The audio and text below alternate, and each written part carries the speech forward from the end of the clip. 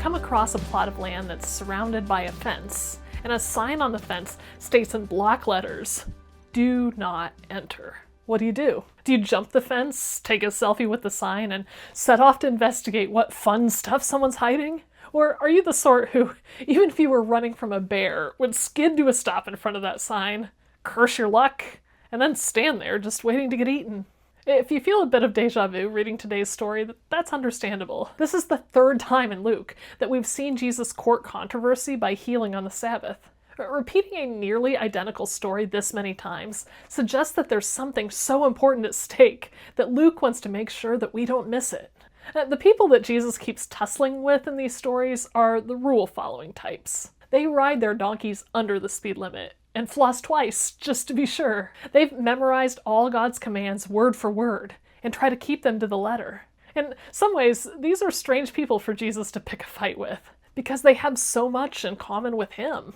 Like them, Jesus is devoting his life to helping others hear and do what God says.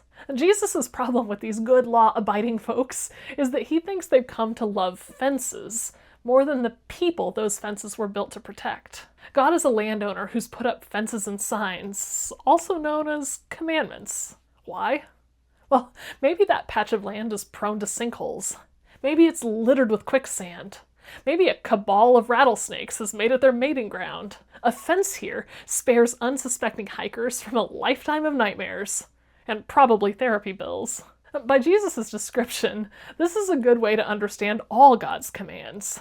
They keep people from losing years stuck in quicksand. They reduce the chances of dying of snake bites. God's commandments are expressions of God's care. The Sabbath laws are a classic example. The Jewish people were once slaves, worked to the bone making bricks 7 days a week. After God rescued them, God issued a command that no one was to work this way anymore.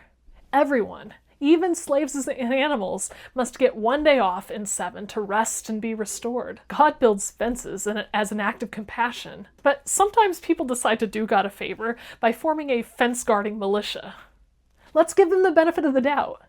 Maybe the original intent is to help save people from the snakes. But when someone comes running from an angry bear and starts scrambling up the fence police panic. Not about the bear threatening to eat someone. They barely notice the bear. All they can see is the person threatening the boundary of the fence. "What are you doing?" they shout. "Didn't you read the sign?" This is the sort of situation Jesus often encounters among religious people. An obsession with policing fences in the name of God, without an equal concern for the people that those fences were built to protect. It raises the hair on Jesus' neck because it so badly misrepresents the character of God. It's the people that God loves. Defending God's interests means fighting for them, for their wholeness and well-being, not just safeguarding the fence. Anyone who starts feeling more defensive of fences than the humans they serve is becoming dangerously misaligned with the heart of God. Of course, fence police aren't the only kind of human that exists. There are also people who see a fence and immediately want to jump it just because. A "do not enter" sign only makes the ground beyond look sweeter. And there are others whose core belief is that fences are unnecessary obstructions to freedom and should all be torn down. These impulses come with their own sets of dangers. There was a time when I read Jesus' criticisms of the fence militias, and I thought, liberty, a world without fences. No need to worry about those highly unreasonable Sabbath commands anymore. I worked and I studied 7 days a week, and it went fine for a while, until I hit a really difficult season. With my mind and my body near a breaking point, I decided to revisit the whole Sabbath concept. 1 day in 7 without work or email. And my mind got clearer. My body healed. I rediscovered joy. That pesky Sabbath command saved my life. Jesus pushed back on blind legalism and the ways that it can block God's life-saving intent.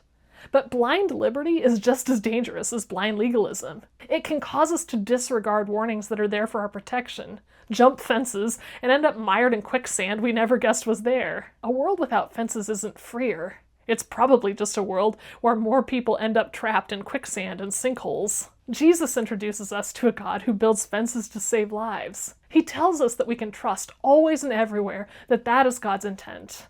And he asks us to hold 2 crucial thoughts at once. 1, that fence is there for a reason, even if we can't see it from where we're currently standing.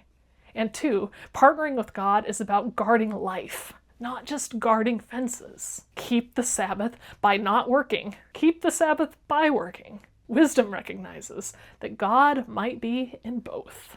Let's hear the story in Luke 14, verses 1 to 6.